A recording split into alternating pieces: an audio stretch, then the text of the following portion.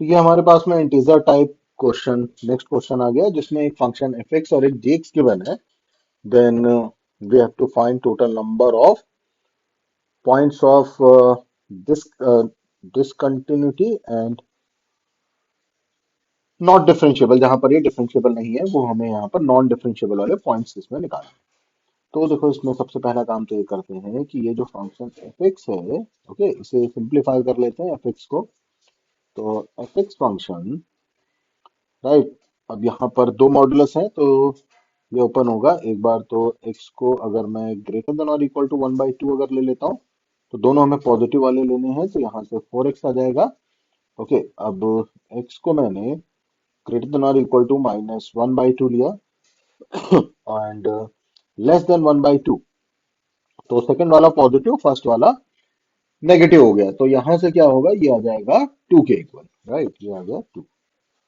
Okay, अब एक काम करते हैं इसमें इक्वालिटी जो है, राइट, इक्वालिटी लेस देन में लगा देते हैं, ठीक है।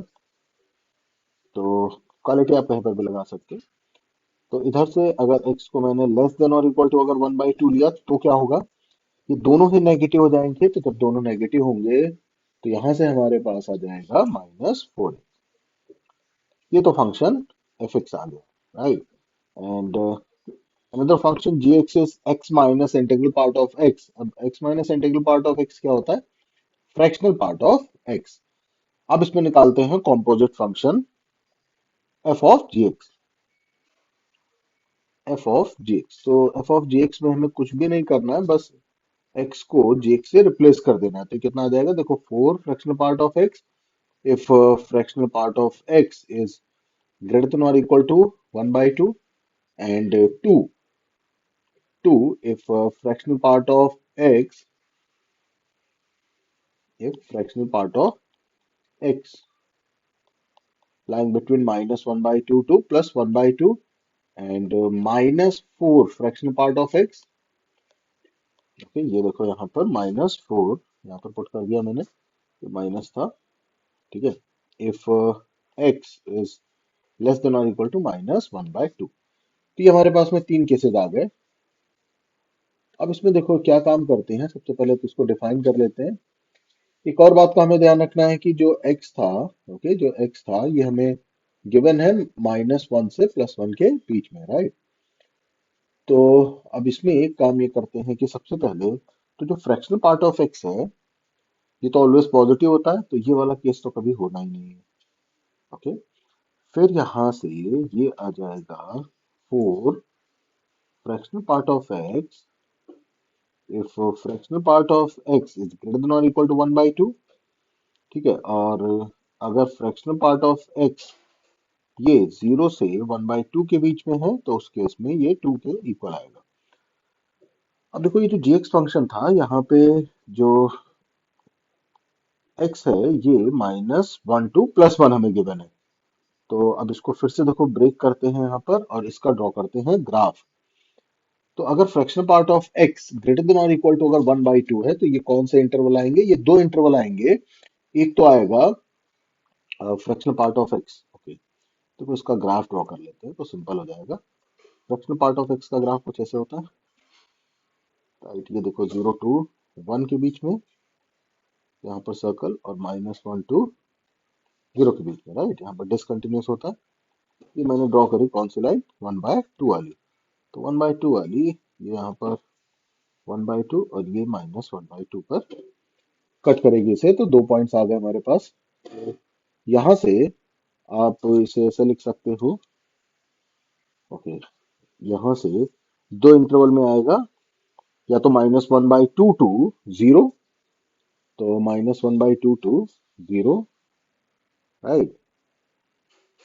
तो इसे मैं लिख लेता हूं यहाँ पर f ऑफ जी एक्स को -1/2 टू 0, -1/2 पर क्लोज था, ठीक है, यहाँ पर ओपन। और उस केस में जो फ्रैक्शनल पार्ट ऑफ x है, फ्रैक्शनल पार्ट ऑफ x ये क्या हो जाता है, x+1। तो ये भी साथ में यहाँ पर पुट कर देते हैं, तो ये हो जाएगा 4 इंटू x+1, आ जाएगा 4x+1।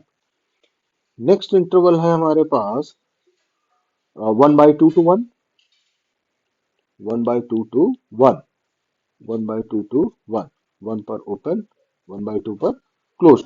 उस केस में ये हमें फ्रैक्शन पार्ट लेना है और ये किसका ग्राफ होता है, y is equal to x का, तो यहां से आ जाएगा 4x, राइट।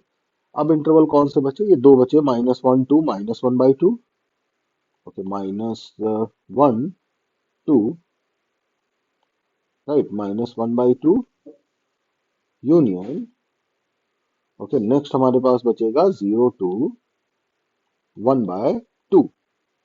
ओके, इस केस में जो जो फ्रैक्शनल पार्ट ऑफ एक्स है ये 1/2 से देखो स्मॉलर है, राइट।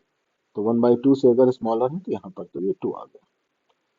अब देखो इसका जब आपने ग्राफ यहाँ से, अब इसमें नॉन डिफरेंशियबिलिटी और डिसकंटिन्यूटी वाले अगर पॉइंट्स हमें निकालने हैं तो इसमें बेटर रहेगा कि इसका ग्राफ ड्रॉ कर लेते हैं।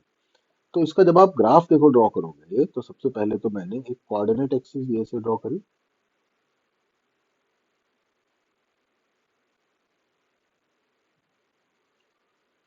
ठीक है। अब यहाँ पर पॉइंट्स ड्रॉ करते हैं, ओके, -1, -1/2, ओके, 1/2 और 1, -1 to 1/2, ये y इज इक्वल टू 2 वाली लाइन है, तो y इज इक्वल टू 2 वाली एक लाइन मैंने ड्रॉ करी, ठीक है। यहाँ पर सर्कल है क्योंकि पॉइंट तो इंक्लूडेड था नहीं यहाँ पर।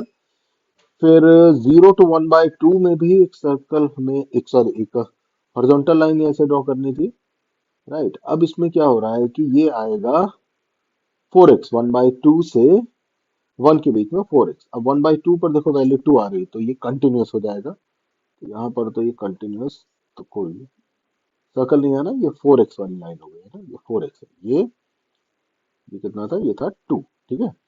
फिर उसके बाद में -1/2 to 0 में, राइट, ये क्या है, ये है 4 टाइम्स x+1, 4 टाइम्स x+1।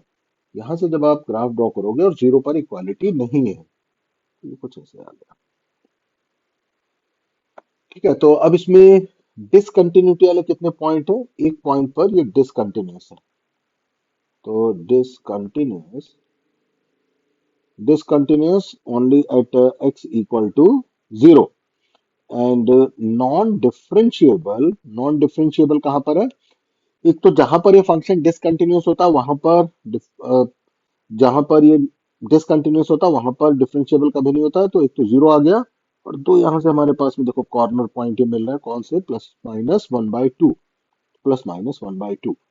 तो टोटल अगर वैल्यूज की बात करें तो एक पॉइंट पर ये डिसकंटिन्यूअस था और 3 पॉइंट्स पर नॉन डिफरेंशिएबल था, तो टोटल यहाँ पर पॉइंट्स अगर आप निकालोगे नॉन डिफरेंशिएबल और डिसकंटिन्यूटी वाले तो ये आ जाएंगे 4 पॉइंट्स, टोटल आ गए ना 4 पॉइंट्स। तो फिर इस केस में यहाँ पर हमें यही निकालना था, ठीक है ना।